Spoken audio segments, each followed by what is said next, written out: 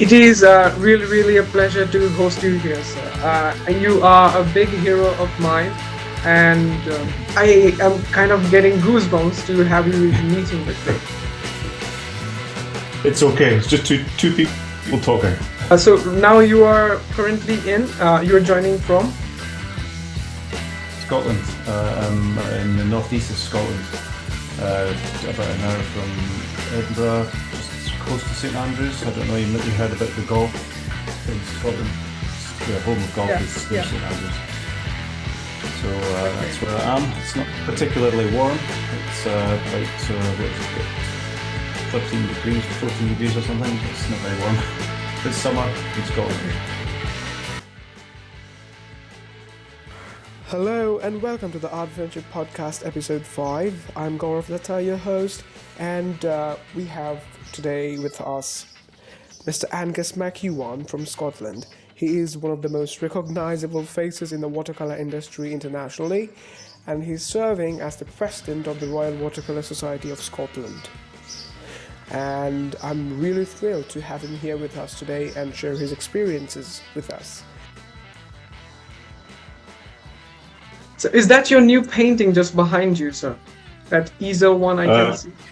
And the boat? Yeah, I work in multiple paintings at the same time, so you can see there's one there, and there's one there, but I have another 2 or 3 dotted around, and I work on something for a while, and then I get bored and move on to something else, and then move on to something else, and then I'll go back. And that's kind of the way I work. Just sort of dotting around, so it keeps you fresh, keeps you interested, and you can always work on something you want to work on rather than feeling, I've got to finish this. So I was going to say, very rarely do I start a painting and finish it without touching anything else. I usually work on multiple pieces. Okay, so how much time, on average, each painting takes of this standard? It's very hyper-realistic. Yeah, it takes a while, and I because I do move around on paintings, I lose track of how long it takes me. So that I work on a painting, and then I might work on it for a week or two to get to a point where I'm happy to leave it, and then return to it maybe in a month's time, and I kind of lose track of how long that takes.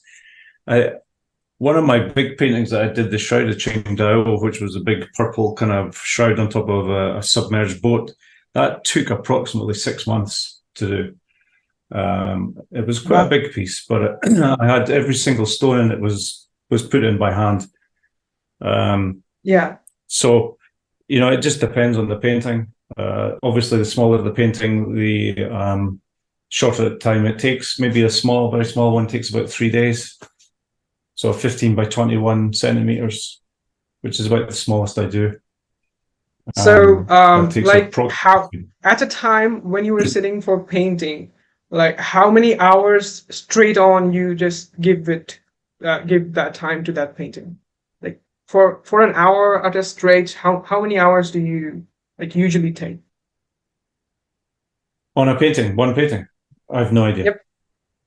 No idea. No. At a stretch, you suppose you're starting painting now. A stretch. So up until. Yeah, it just depends. A few hours. I take multiple breaks. I will go and make coffees, and I will go and, answer emails and things like that. So I think it helps you maintain your concentration if you have multiple breaks. Because your concentration dips after a while, and you start to your mind starts to wander, you start to think about other things. So I do have multiple breaks. I will go and make coffee. I will stand back and look at the painting and spend a bit of time thinking. And so it's not like making a cake where there's a recipe. It's painting. It's an art. So it's intuitive more than anything else. The intuitive process, and you just arrive at something that helps you, that suits you. Right, I think. Absolutely. So, based on your subjects, I have seen mostly you paint walls or textures or doors, locks and stuff. So what is the kind of message or what is the truth? Well, I believe that all the artists, they kind of bring some intuitive truth that they see in their visions into their physical world through their paintings or any of the artistry works that they do. So what does that mean? I mean, your works, the subjects. I will paint any subject matter. So there's nothing that I won't paint, although there are many things I haven't painted, such as horses and dogs and things. Oh, and I have painted dogs. But for me, I'm the kind of overall theme of my work is a liminal space. So I'm looking at spaces that are transition spaces, so between a window or a door or a passageway, or places that don't have people in them, but that have obviously presence of a person. So the interior of this is an art studio in Holland. It's a transitional space. There's a lot of things hidden in the darks. I quite like that sort of sense of things dissolving into darkness, so that you engage your imagination a little bit. You kind of get a sense of what's going on there, but you can't focus on it. So I quite like playing off of sharp areas and then soft areas that are out of focus, and things that are in the darkness. And so that kind of transitional kind of sort of feeling from going one to another, you're moving from one thing to another thing. There's a sense of there might be a sense of foreboding, there might be a sense of trepidation or hope.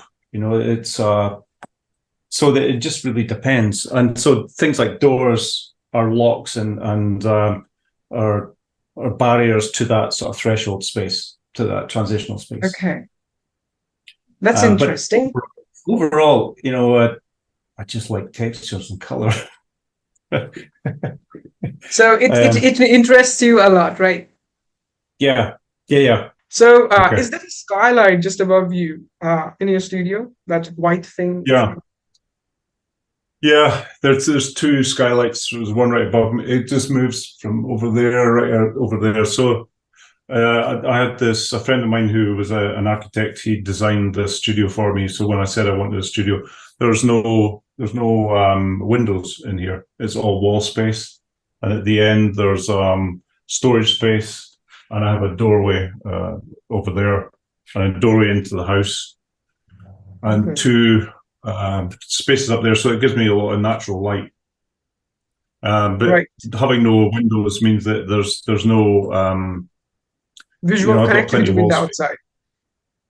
Yeah, I've got plenty of wall space. I've got lots of things on the walls. So what about ventilation of the space? Like, how does the exchange of air takes place? Do you have air conditioner or anything? Don't need that here. The wind does it all.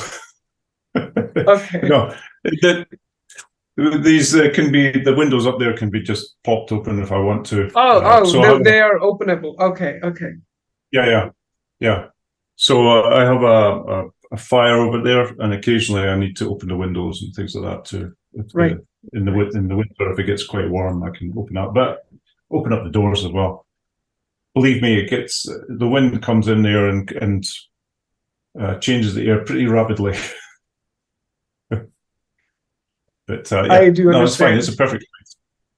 It's a perfect space. So, how do you establish yourself? I mean, where did you start, and what steps did you take to reach the position you are in? I know that you are signature member and president of many watercolor societies, and you have won a huge amount of awards. So, how exactly did you begin? Well, I went to art school. I went to art school in Dundee, which is just 5 miles from me. So this is my hometown. And I actually did a 2-year graphic course first. So I did graphic design first. I went to art school thinking I would do illustration. And then in my first year, decided that I would switch to painting. And I did oil painting for 4 years, and then I did a postgraduate year, and I did acrylics. I just explored acrylics for a year. And during that time, I would win kind of awards and things like that. So I was really, even at art school, I was kind of pushing things, pushing to try and be as good as I could be. And that gives you encouragement to do even more and to give even more of yourself. When I left art school, I took up a partnership with another artist, and we worked for architects and interior designers, doing sort of paintings for bars and offices and things like that. So we had I a would gallery like to for a while. interrupt you here once, sir. That I myself, I love art. As you know, I paint, I teach and stuff. So when I learned that artists do work a lot for architects and interior designers, so inherently I just shifted to that so that I could become my own employer in the future, kind of. Yeah. That's smart. Yeah, it means you can say to your client, "This, you need some paintings in here, and I have the very person who can supply paintings." Exactly.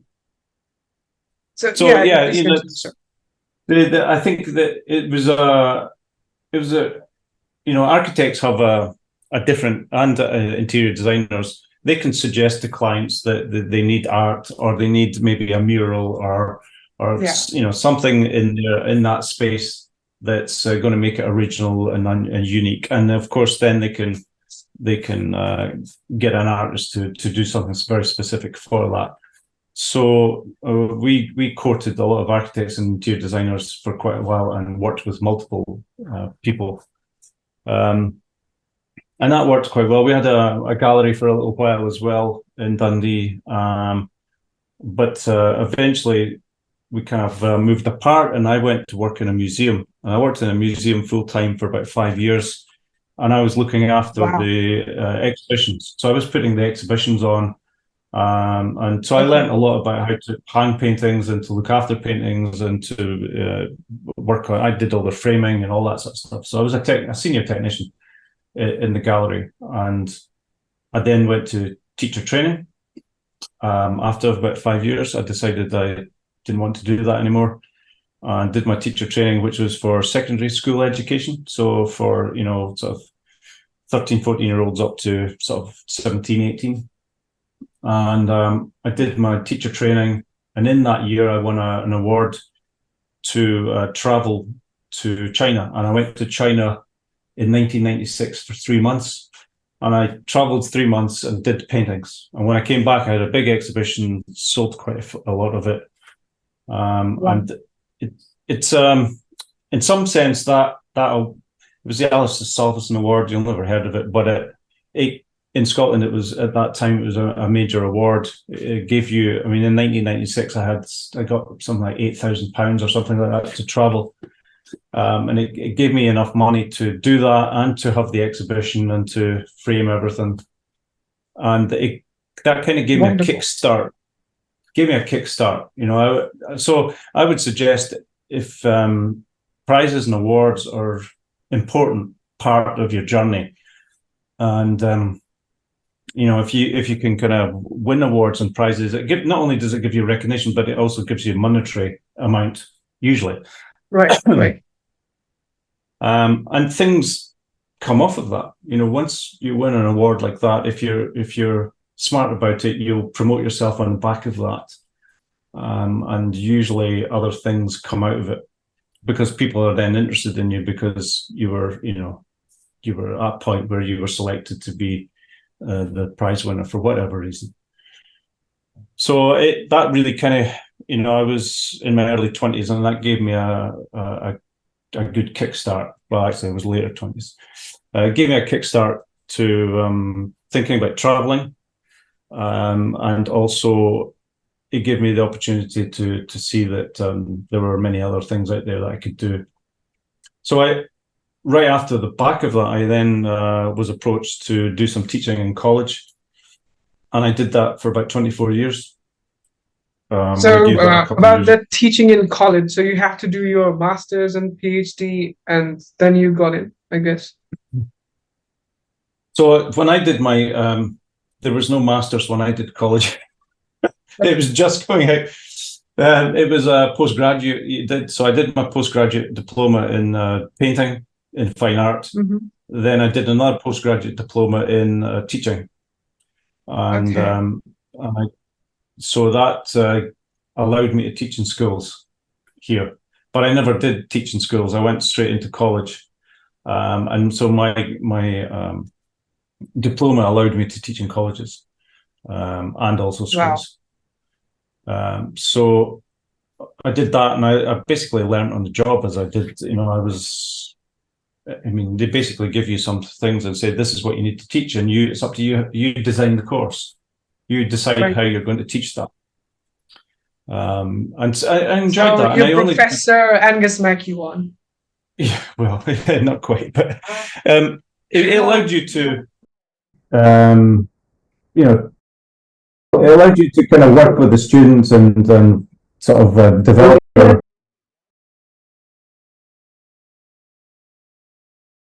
Sorry. It was not me. Actually, it's quite in India. It's very crowded and people all over the place. So it's daytime. People are awake and busy doing their work. Yeah. It's okay. No, it's fine. I find that the working in a college situation, it was quite good because it allowed me to kind of. I actually honed my drawing skills a little bit better, because I used to take a long time when I was drawing to sort of spend forever sort of measuring and getting all that right. And then I realized when I had to do demonstrations for students that I couldn't do that. So I had to figure out a way of drawing and getting it accurate fairly quickly. And so it changed the way I drew, it changed the way I worked. I would only have 20 minutes to do a demonstration to get the sort of point across of the whatever they were doing. And you would do that almost at the start of every lesson. So it really helped me improve my drawing skills and communication skills and all that sort of stuff. So it was useful for me as an artist, but also as a person. You're interacting with younger students, and you're seeing them grow and learn and progress. I enjoyed it, but it was time to leave, so I left. But I'm still teaching. How did you decide that? Sorry, sir.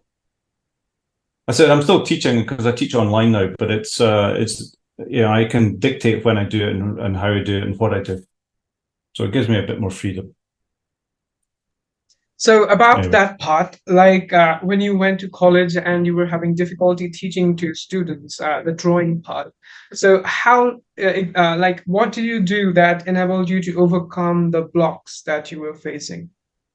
What practices did you do? Well, I had to find a way of an approach. So it wasn't so much a block as such. It was just that when I was drawing, I would measure absolutely every angle and measure every length, and I'd spend a long time making sure the drawing was accurate. And when you have lots of time, that doesn't matter. But when you only have a short space of time to get something and in the essence of a drawing down, I had to find a different route. And so what I would do is I would actually try and very quickly get the essence of the basic shapes and figure out where everything was within an image, very, very lightly get that in there. Then I would go back in there with what I call a descriptive line, like a continuous line, but it's a bit more sort of fluent. And that allowed me, especially in figure drawing, it allowed me to get something down very fast and fairly accurate, completely different to the way I would normally work. So it was just a question of changing the method and the way I worked, just to get something that was more suitable, really. Okay, so is it because that your approach was very hyper realistic? That's why you were having difficulty? You said that you would measure every single angle and stuff, and then that's because when you have a lot of time, you can do that. And when you are demonstrating yourself to the students, that time you do not get a lot of time. So is it because of the approach of realism? What would you say? Because I understand that realism takes a lot of time. Yeah, well, yeah, it does take a lot of time. It depends how far you want to go with your realism. But If you want to move it into kind of hyperrealism, which is kind of where I've drifted, then it does take a lot of time. No, it was more about me wanting to make sure at the very outset that you get the drawing right, because it's the scaffold in which you're building your drawing on top of that scaffold. So if the drawing's inaccurate, at some point you're going to have to fix it. So it's easier to fix it when it's just a drawing, as opposed to you've worked in there and you've got some paint in there, and now you're going to have to try and fix whatever it might be, something that's not accurate. At some point, if you want to make sure that the drawing's good, you're going to have to fix it. You can't just allow it to exist and to be inaccurate. Otherwise, your drawing or painting won't be as good as it could be. So it was down to me just making sure that I wanted to get that drawing exactly right. All I did was I didn't have time or luxury to do that, so I just freed myself up from that, and I didn't force myself. So a lot of these paintings were very loose, and what I would do is I would refine it and refine it and refine it until it could become very detailed if I wanted to. But in 20 minutes for a student, you're only wanting to give them an idea of the process. That's what you're trying to do. So you're not trying to show them start to the finished piece. There's a few painters I know that can do that. I'm certainly not one of them. So I can only show them the process within that short space of time. And that's all I'm trying to. All right, sir. It was nice to hear your approach about that.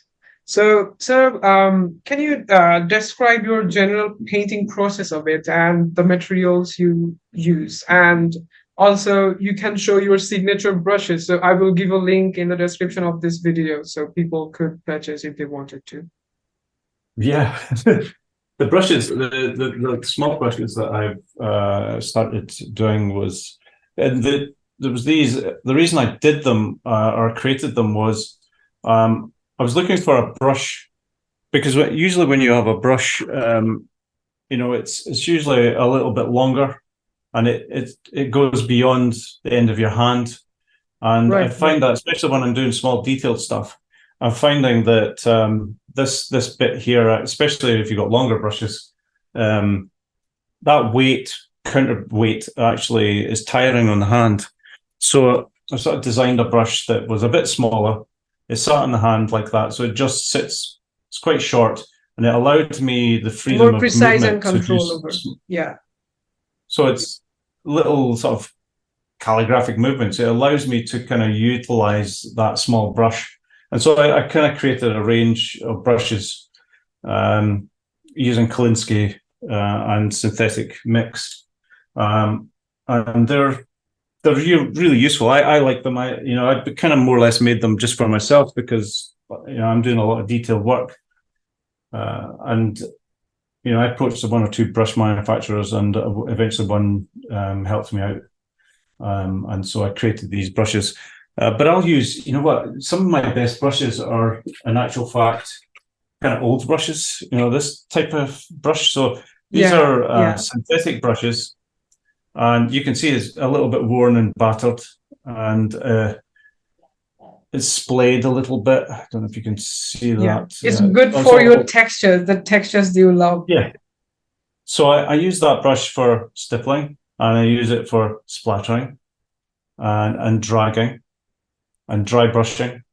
And so this brush is actually, and I've got multiple copies of that at different sizes. It can do lots of different things for me. And so I find that in some cases the most useful, because it allows me to kind of do lots of different things. That is a brush. So let's see if I've got this is what it looks like when it's new. So it's a nice, square-headed brush. What they call the one-stroke brush. So basically painting in one stroke, and it's a synthetic brush. But that's how it looks like when it's new. And then after years of abuse, then it becomes.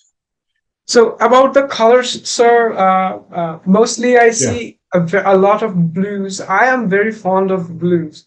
So how many blues do you possess?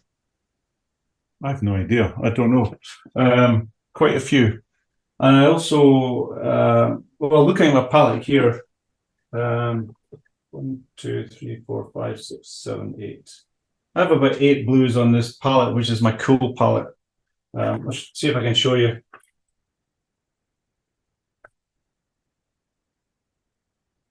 This is my cool palette here, and I have a warm palette and a cool palette, and so working from a violet grey right to a cobalt blue, and I have a huge range, and I just to try and keep the sort of segments, like a sort of blues and purples and greens and darker greens in these segments, and I never wash this really unless I need a clean area, and I have a warm palette as well.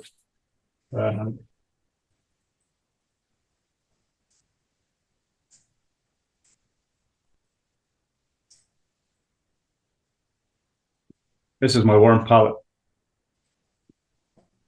And so I'm working from, there's white there, but oranges right down to yellows and siennas and quin burnt orange and things like that. So that's the 2 palettes I mainly work with in the studio, but I have multiple other colors that I use and utilize, different color ranges that, and the way I work is that I work with pure washes of color. I don't tend to mix too much. That's why most of my little wells have got maybe orange or siennas or browns or blacks or dark browns. I can keep them segmented more or less because I don't mix on the palette. I mix on the paper. So I put multiple washes down. So if I want to make a black, for instance, I might put a Prussian blue down, then I might put a Van Dyke brown down, so that it's multiple layers of washes. So that's why in the end, they can become quite rich and colorful because there's actually multiple layers of different colors going on. And what I call is the optical mixing. So they're mixing actually optically on the paper, a bit like the Impressionists caused. And so that's why I can sort of maintain just one color within a palette, as it were, because I'm not mixing on that. Very rarely. I do mix a little, but very rarely do I mix. And all the paint, more or less, all my colors are Daniel Smith paint. Right. I do have Old Holland violet grey, which I use because I just like the color, and it's very similar to Daniel Smith lavender, but the Daniel Smith lavender is a bit darker and a bit bluer. The violet grey is a lighter version, so it's not quite as blue. It's more of a grey. Yeah. Right. I like them because they're quite matte. They dry very matte. Some paint manufacturers that I've used in the past, when they dry, they can have a satin finish or a very glossy version. And I don't want patches of reflected areas in my painting. I want it all to be matte. Okay, so this is the type of color. So it is a matte finish and a glossy finish. There's no gloss in mine. No, I don't like that. I don't like having. I face that problem actually. So after I also apply a lot of layers when I'm painting realistic paintings. So what happens is that after the painting is finished, I try to take a picture of it under a very huge light. So when I try to do that, I see that there are some glossy patches of paints. Sometimes it's not there, sometimes it's there. So I just want to know what causes it. It's the type of paint? It's possible that the gum arabic, there's just maybe too much gum arabic in the paint. And when gum arabic dries, it's very shiny. And if you put too much on, it will crack. So you can buy gum arabic on its own and use that, but it will crack if there's too much there. So you actually don't want too much. You want just a nice balance between that, because it's a binder. The gum arabic's a binder, as you know, and it binds the pigment. But some other companies use things like honey instead of. So gum arabic's a sugar. So some people use honey, but the honey is even more shiny. So in certain colors like Prussian blues and things like that, you'll find that when they dry, they're almost tacky. It's almost like they don't dry. Right. Yeah. Right. And I really don't like that. So I So found I that also right. Smith work.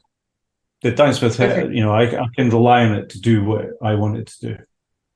For So me I personally. also use Daniel Smith paints most of the time. So even in Daniel Smith, I find those problems. Like even if I applied not too much of the color, still those shiny patches they are there. So how to avoid that? Well, it depends on the color. I mean, what color are you finding the shiny patch on? Mostly it's type of blacks, like lamp black or ivory Yeah, black. yeah. Well, I don't use blacks. So all the blacks on there are made from Van Dyke Brown and Prussian Blue. And the Wow. only time I use, I do have lamp black. I have actually, the all black, blue, orange, and all sorts of things, and they are good. But I tend to mix my black just with the blue Why and is brown. that? Why do you mix your Well, black? you know what? Because when you thin it down, you get a really nice grey. So if I put a little bit more Prussian blue in there, I can get a kind of greeny grey. If it's a bit more Van Dyke Brown, you'll get more of a kind of warm grey. So you can utilize, you can change the quality of your black. You're not stuck with the Okay. same black. So, So like, by not using black, what is the composition you use for getting you the blackest black by not using black? so the Van Dyke Brown, perhaps maybe, I don't know, maybe just less than 3/4 Van Dyke Brown and about a quarter Prussian Blue, because the Prussian Blue Okay. really overpowers it. So it's mainly the Van Dyke Brown and a small bit of Prussian Blue, and you just have, I just obviously just mix it on the palette, but it's mainly brown with a touch of the blue, All because right. the blue does overpower it. It's very strong, and you'll find Okay. you might get, the more blue you put in, the more of a shiny quality you might get in the black. So what I do is then I will just stipple over the top of it with a Van Dyke Brown.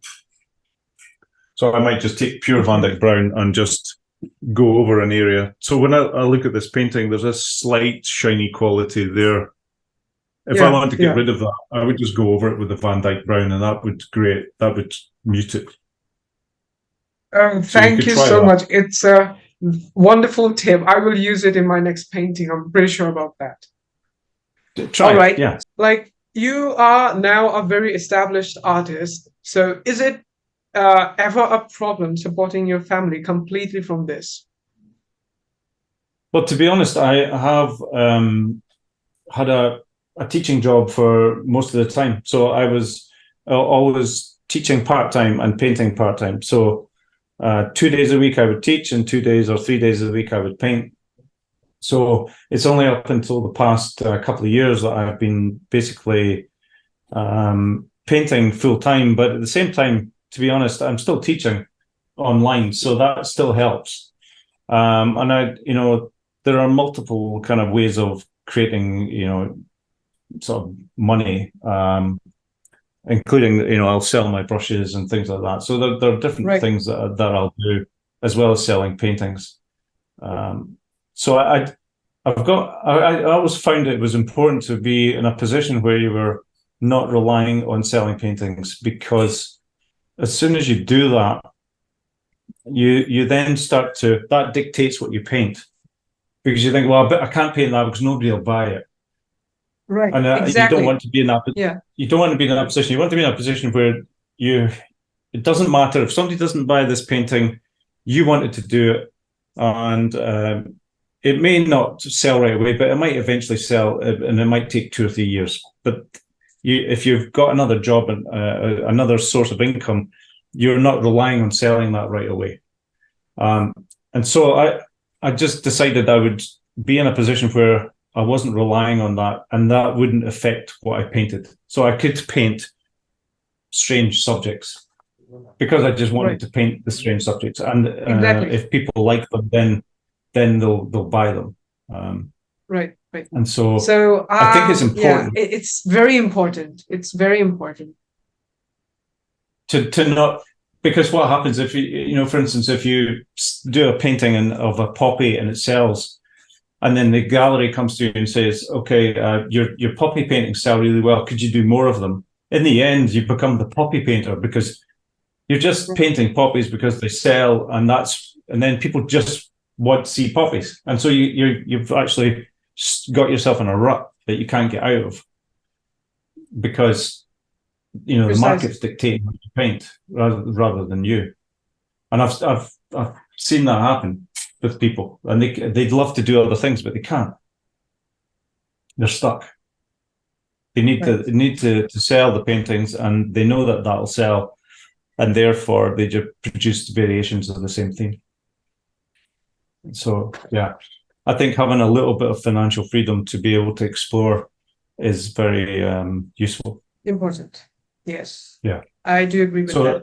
I have seen a lot of artists, a lot of artists, like, I don't want to name them, but very big artists, but they said that, oh, well, this kind of paintings won't sell, so I won't do this kind of painting, so I will stick to this specific style. I would just say in my mind that I will go crazy if I do that.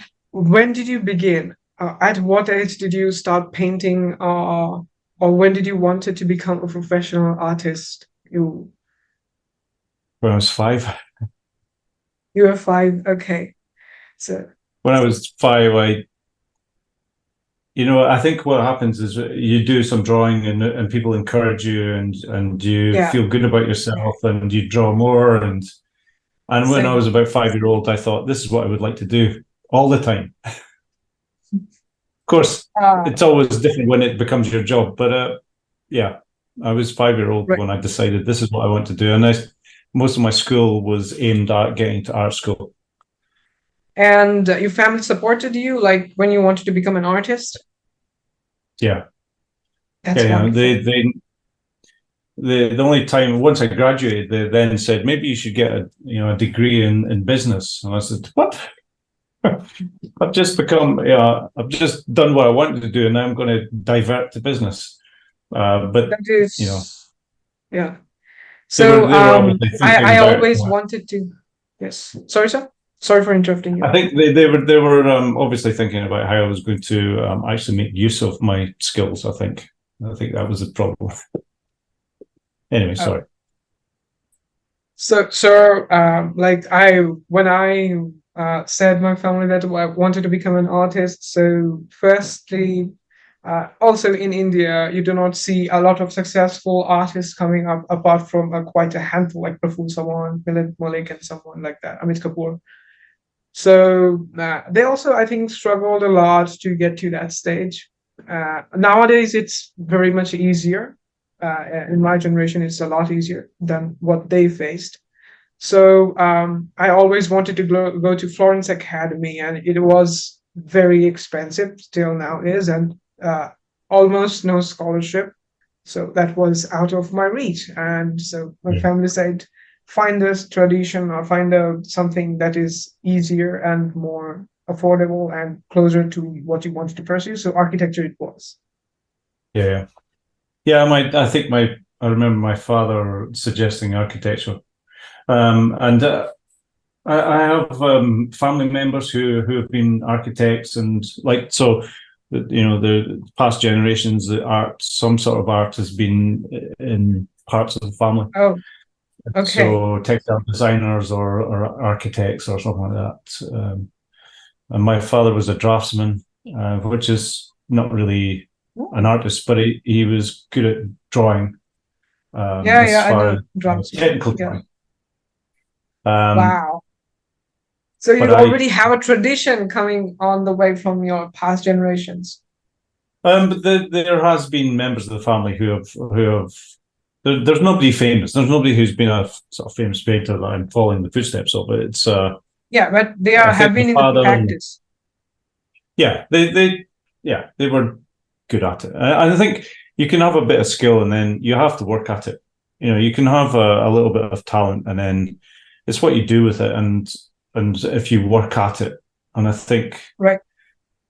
it's probably better. Yeah, I've seen people who are extremely talented and who don't work at it, and they just they take it for granted. They don't do anything with it because Right. it's easy to them. So it's probably better to have a little bit of talent and then work at it, and you probably got more chance of going further. Right. If you have talent, don't work at it, it's wasted, I think.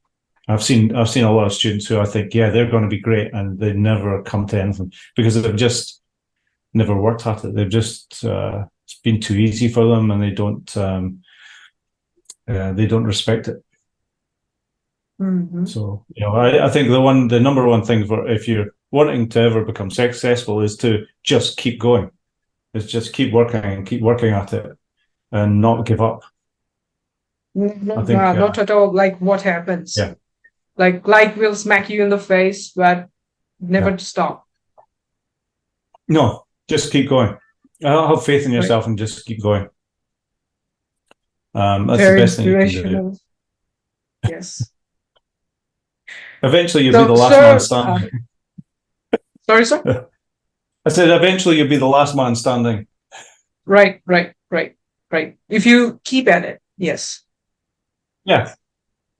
So, sir, you have a varied collector base. I read your website, like in many countries. So what advice will you give on selling original paintings? Are galleries worth it? Are galleries the reason why you have such a varied collectors, or you get approached by collectors themselves? It's a combination of lots of things, like everything else in life. Sometimes I sell through my website, sometimes through Facebook, sometimes through galleries.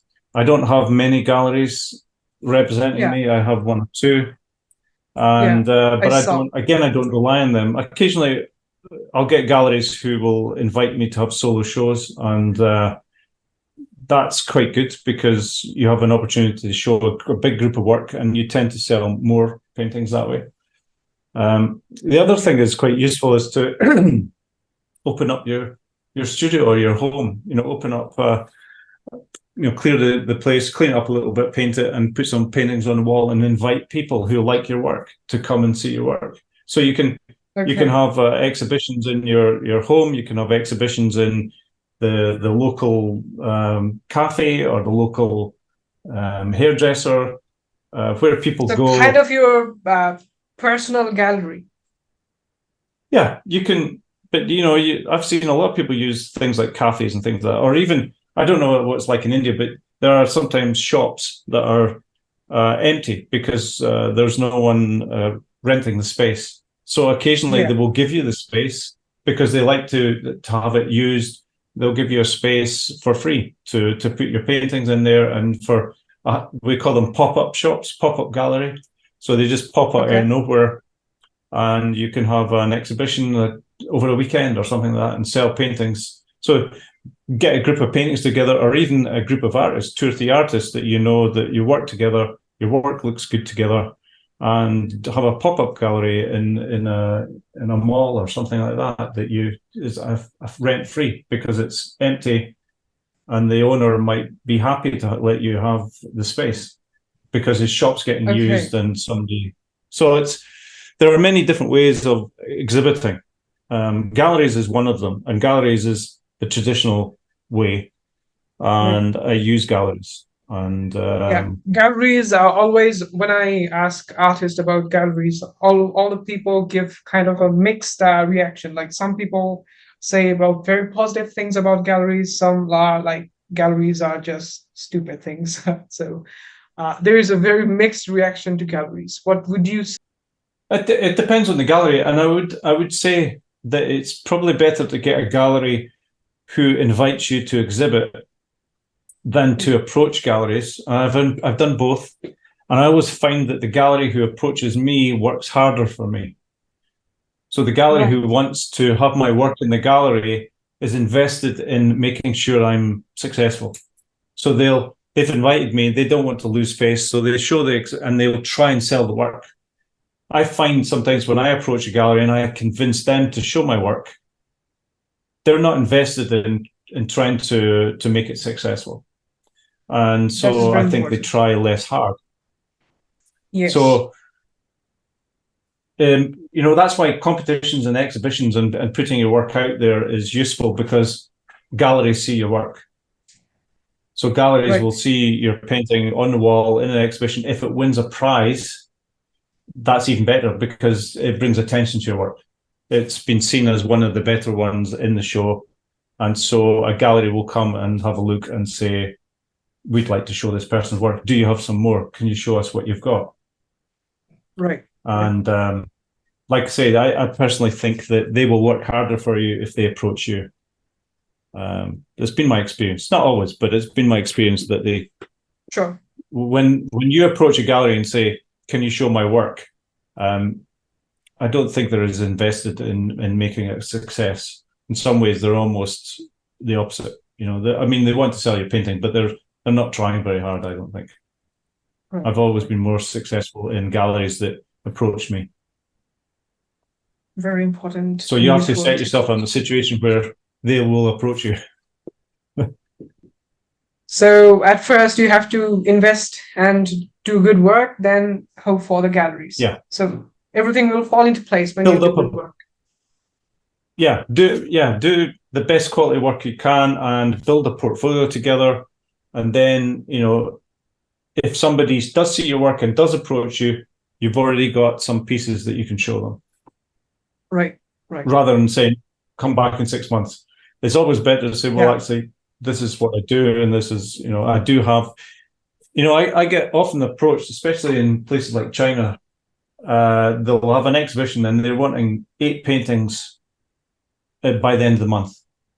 And if you don't have work building up, you just can't take advantage of that. And that's happening to me just now, because I have a show coming up in Taiwan at the end of the year, and I have 30 to 35 paintings in that show. So I don't 2 paintings off to America, 2 paintings off to Australia, paintings in other parts of the country, in the world. I just don't have. So is China kind of emerging as a very good art marketplace? It was right up to COVID, and then it's sort of fallen back a little bit, and I think they're starting to build that up again. I've exhibited there quite a few times, and in fact, one of my breakthrough, situations, I talked about winning that award where I traveled to China. I went in 2012. I sent a painting to a show in Shenzhen, and I won 3rd prize, the bronze award. And I went out there, and that's when I met a lot of really good artists. I met them, and I made friendships from that exhibition. Okay. And it was really important to make these connections and to meet people, and out of that, many things have come from that meeting. And that was a kind of seminal point in my life.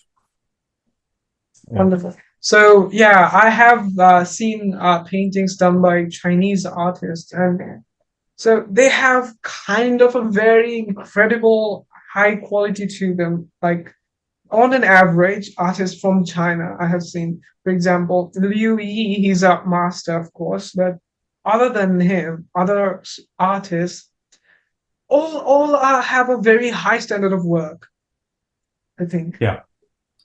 No, they there's a lot of them, so it's you're going to end up with a lot more percentage-wise. You're going to end up with a lot who are really good, as opposed to my country, which is very small. You've probably got more people in your large city than I do in my whole country. Oh, that's pretty sure. Yeah. There's only 5 million. There's a lot of people in India. 5 million? Oh my God. Yeah. In the whole 5 country. million is in my locality, if I'm not wrong. Yeah. So percentage-wise, you're going to have more people who are really good. It's just that's just a fact of life, and it's the same in China. They have a lot of people who are really good, and it's really competitive. So that drives quality. Right. If it's really competitive, you're going to try really hard, and you're going to really study, and you're going to do the best that you can, and it brings out the best in you. So when there's a lot of people who are really good and there's a lot of competition, that drives the quality up. Right. And so it's no surprise that they have lots of really good painters. Yes. And I know Liu Yi, and I know a lot of the really good painters. You know, I've met these people, and I've stood and watched them paint, and opportunities come up, and you should, if you can, take them. I try not to refuse things, but there are sometimes, especially in the situation I'm in now, I've got in some ways too many opportunities. There's too many things I could apply to. I can't do everything, so you have to pick and choose. I can't do I can't do everything. So I mean, I have a solo show in Taiwan this year. I already have tentatively a solo show next year in Scotland in a gallery, in one of the best galleries in Edinburgh. And so that's at the back of my mind. So that curtails me in terms of what I can apply for, because I need 25, 30 pieces. So 25, 30 pieces. Yes. Exhibition, solo show. Yes, that's needed. Yeah. For me, that's a lot, because for some artists, they can do that in a month, 6 weeks. They could produce that in 6 weeks, no problem. Yeah. For me, that's a good year's worth of work, because I work quite slowly, and so I have to be realistic about what I can do. But for me, it's about quality. So I'm looking to do paintings that I think are good quality. I could do things faster, but the quality wouldn't be the same. So, right. You know, I've got to the point where now I won't stop finishing a painting. The painting's finished when I think there's nothing left that annoys me in the painting. That's when I know that I'm done with the painting. If there's nothing left, when I look at it and think, no, that's not right, or that's wrong, or that doesn't read properly. So on that note, so does failure of a painting ever scare you? Like, are you anytime scared by if you fail, putting your message in the painting? No, I don't worry about messing a painting up, because I always think, actually, if I get to a point where things that are not working, it's actually in some ways I get quite excited about it, because I know that what's going to happen is that I'm going to be forced into making decisions that step outside my comfort zone. So I might spray it and remove a layer of it and then rework it. And when in the process of doing something like that, it becomes even better. And so I kind of get excited by the fact that actually something really exciting is about to happen. I don't know what, but something is forcing me to go outside my comfort zone, and I might trash the painting, but I do it in such a way that I take it back a few steps and then I'll pull it back out again.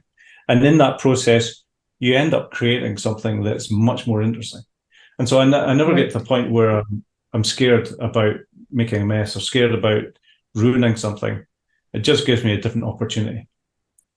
And I find that quite exciting, actually, because so I always know at any point, if a painting goes really well from start to finish, brilliant. If it doesn't, and there are lots of hiccups in the way, I've got to try it. It's a visual solution, so you've got to try and find a way around that, a visual problem that you're looking for a solution to kind of create something interesting.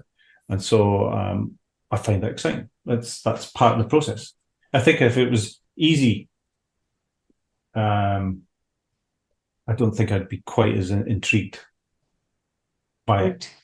So a lot of the times I don't know what's going to happen. I kind of have a fair idea, but it's all a process of trial and error.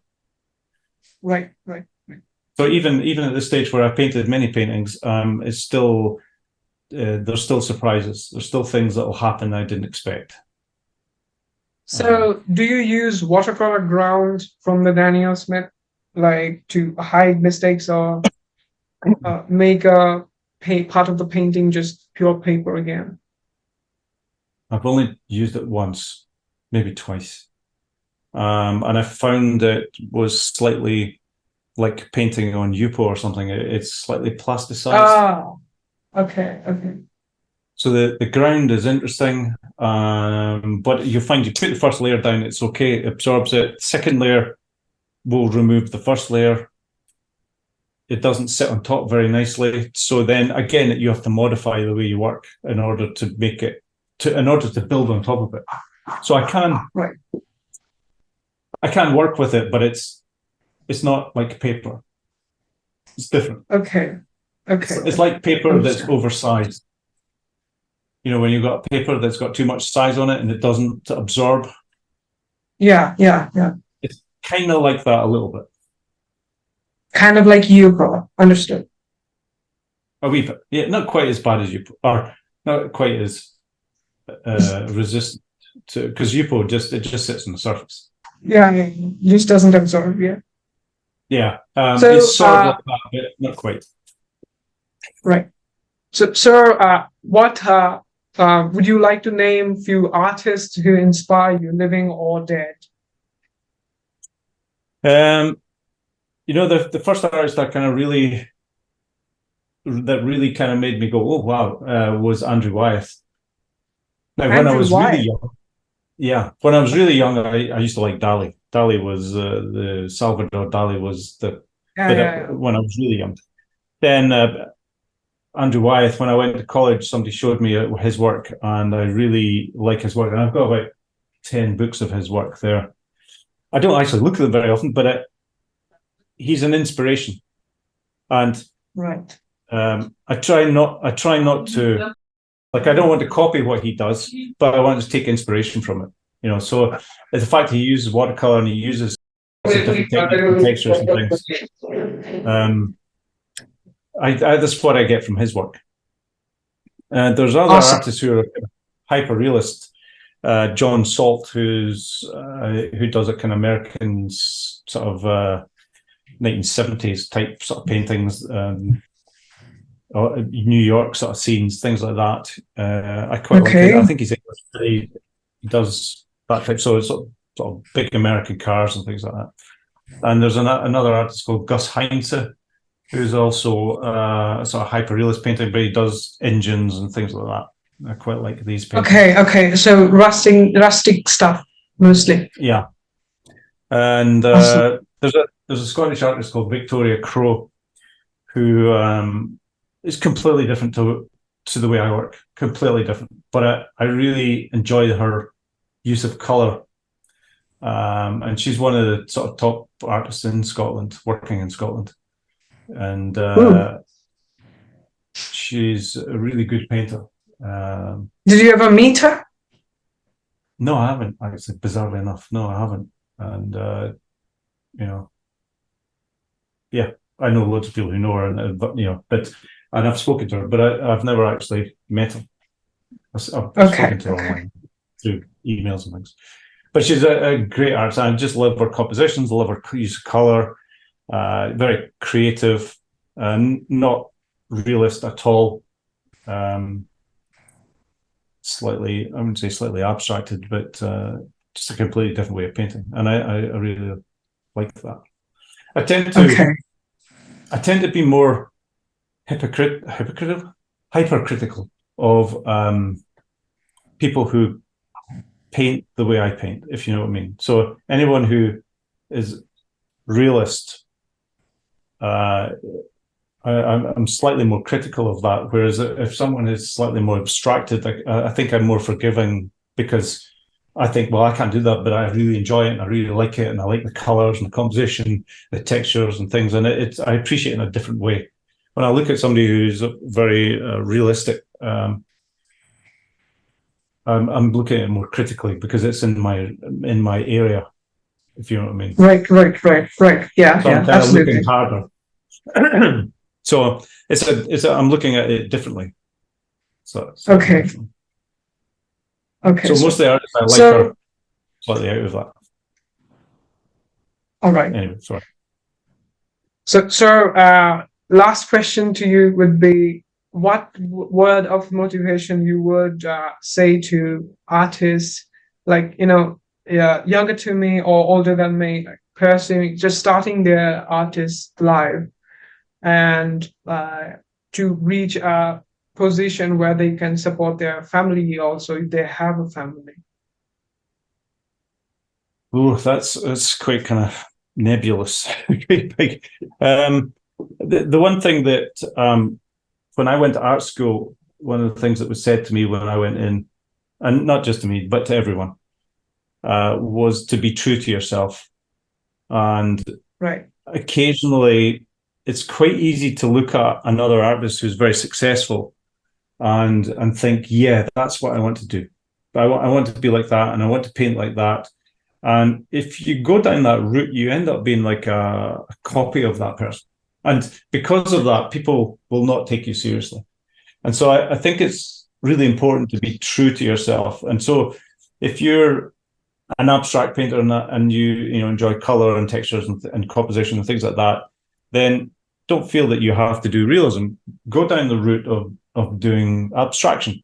The same token, if you're a hyper-realist painter, or a painter who likes realism, I hear of people all the time saying, I paint detail, but I want to loosen up, and I want to become freer. And it seems to be a mantra. I want to loosen up.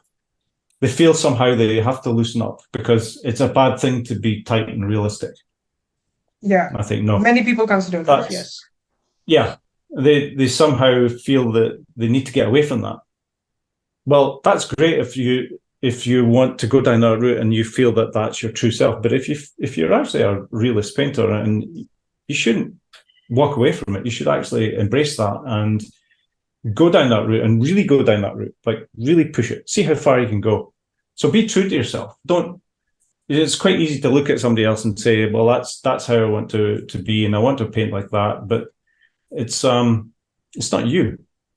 And I think you have to be honest and truthful and do what feels right for you. And the main thing is, like I said before, never give up. Yes. So once you go down that route and you feel true to yourself, don't give up. Don't give up your dream of doing that. Just kind of keep pursuing it and keep persevering. And it will eventually come. It just will take time. Unfortunately, it's not.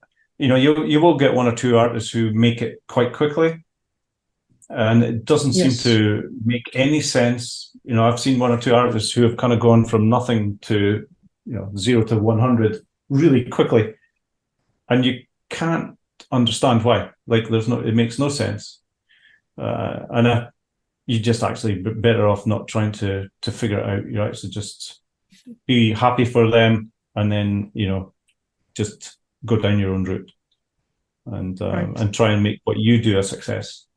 As far as making you being able to support your family, as I said before, I think it's important that you have many different routes for making money. I think if you rely on one thing and it doesn't work, you should have have lots of things going on, so you're not relying on one thing. So painting might be one, prints might be another, G-Cleese might be another. You might sell art supplies, you might teach, you might do architectural things on the side for people. If you have multiple streams of income, then you're not, if one goes, it's not a disaster. Right. If you're only relying on one income stream and that goes, I've seen people who have been successful in the gallery and they just use the one gallery, and then maybe the person who runs the gallery dies or retires, and suddenly your income stream, the world comes crashing down. Yeah. So I would always maintain having, if you can, try and have multiple income streams to help support you. Yeah. So it was a really absolute pleasure to have you here, sir. So thank you for I have done many mistakes and I do not have a Zoom subscription, so it has been a really mess, but still you stood there and asked and answered all my questions. So very big thank you from India. Problem. and from me. No problem at all. Good luck with thank you, your painting and your studies. And I look forward to seeing what you do. Just keep at it. Have you seen my paintings? Any of my paintings, sir? Yes, I have. Yeah, I saw when I was looking, I did a little bit of research, and I was looking to see, and I'd seen something online where you were doing was it Mother Teresa or something like that painting? Yeah. All those things are little workshops, so 1 or 2 hours. So yeah. Yeah, I know exactly what you mean. The workshop things are slightly different to what you do, but I enjoy your work, and keep going. Thank you. Keep doing it. Oh, it's a really pleasure to hear that from you. Good. Well, it was a good pleasure to meet you. Thank you, sir. Same here. Just a few more personal questions. So, do you use projectors? Like I have seen many artists. Yeah.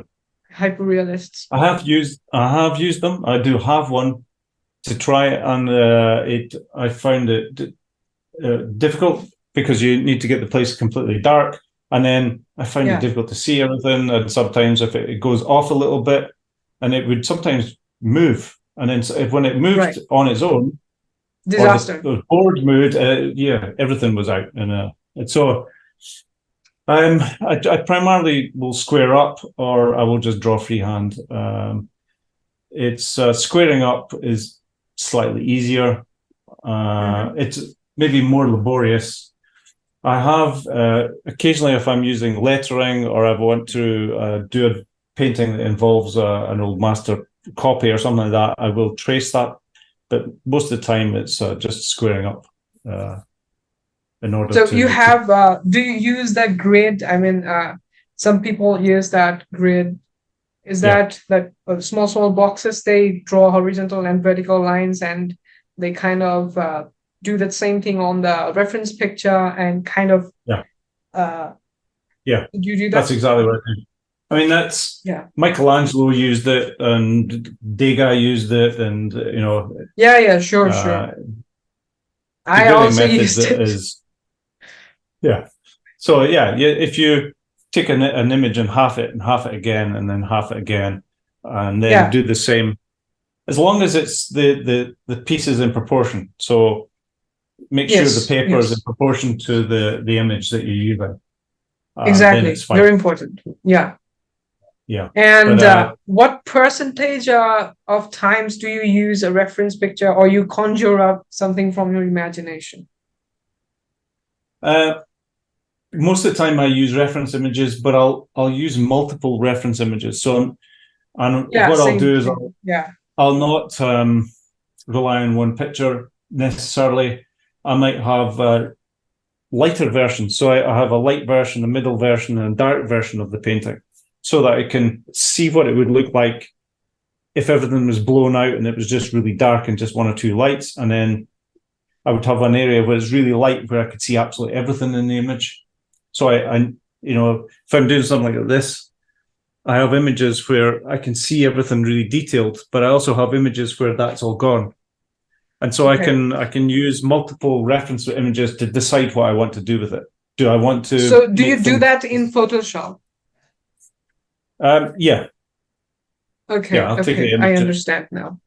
Yeah, I put it in Photoshop, and I'll lighten it up so I can see everything, and then I'll have various stages of darkness, and I'll work within that range, and I'll decide at some point how far I want to go. And usually it's usually not as dark as the darkest one I've got, and it certainly isn't as light. It's probably not even as. It's not like the middle version. It's probably a reference between the middle and the dark. I'll do something in between. Right. So do you always use? Sorry, sir. Yeah. Please continue. No, I was going to say, like, for like an image like this, I have maybe one image, but I'll have multiple images of that arrangement from different points of view and things, so that I know what's here, and I know what goes on above here, and I know what's going on around the thing. And even when I did this area here, I then took that as a segment, and I blew it out so that I didn't want to see all the detail. I wanted it just to be a suggestion. So I've been using, an image, but manipulating it. So yeah, that's when I'm painting. It's about finding reference material that will help you. And so sometimes I might use like objects that I actually have in the studio as well. Okay. Just really, I'll use reference material from lots of places, lots of different things. So one thing I must say to you is that your communication skills, I'm just a big fan of. Every question that I'm asking you, I know you have a background of teaching in college, so probably it is that. It's marvelous. Every question that I'm asking you, you are giving exactly proper answers to them and precise. You're not leaving nothing to yourself. You're giving all out. I cannot be more inspired than that. Thank you. I'm in awe of your communication skills. You're probably right. It's probably through teaching. Yeah, thank you. I mean, I've enjoyed this. It's been refreshing. It's been like teaching back in college. Thank you, sir. Okay. So I started painting when I was 3 years old, and if I get to be someone as big as yourself, then hopefully we will meet sometime in the future. Yes. Hi guys, I hope you enjoyed this episode. If you did, please hit the like button and subscribe if you haven't already, because I will keep on posting all the recorded episodes of the Artventure podcast and also the future recordings which will be done this year. So stay tuned and enjoy.